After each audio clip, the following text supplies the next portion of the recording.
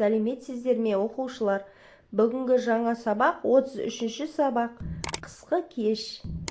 Оқушылар, біз бұл мәтінде ауылдағы қысқы кешті суреттейтін боламыз. Ішін тарта сұрлана боран соғып тұр. Яғни, өте қатты боран соғып тұр. Боран дегеніміз қатты күшті желдің әсерінен қардың ұйтқып соғуын айтамыз.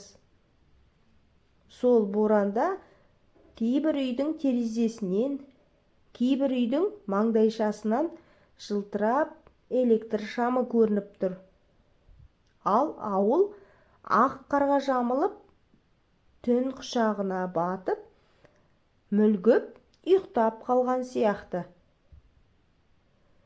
Түтеген бораннан қыбырлаған адам да, қарайған бұта да көрінбейді. Жалғыз-ақ ысқырынған желден қорқып, жаяу бурасын, яғни боран, үйден үйге, төмпешіктен төмпешікті қуалап, жылан сияқты сумаңдап, дамылсыз жүйткіп аралап жүр. Ол боран кейде қақпаға соғады, кейде құтырынып көкке қарай ұшады, кейде әр үйдің терезесін тырс-тырс қағады. Осындай көңілсіз деген түннің өзінде сырттай мүлгіген ауыл іштей қазанша қайнайды. Яғни әр үйдің ішінде әр түрлі қызу еңбек, бақытты өмір бар. Мысалы, біз терезесінен жарық жылтыраған әр үйден әр түрлі кәсіппен шұғылданған әр түрлі адамды көреміз. Мысалы, мына үйде қыз бала тігін мәшинесімен киімдер тігіп отыр.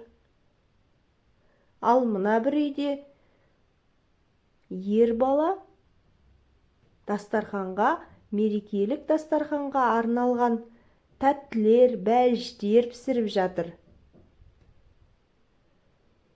Солардың бәріне батыс жақ шеттегі электр станциясы қуат жеткізіп, электр шамын жағып тұр.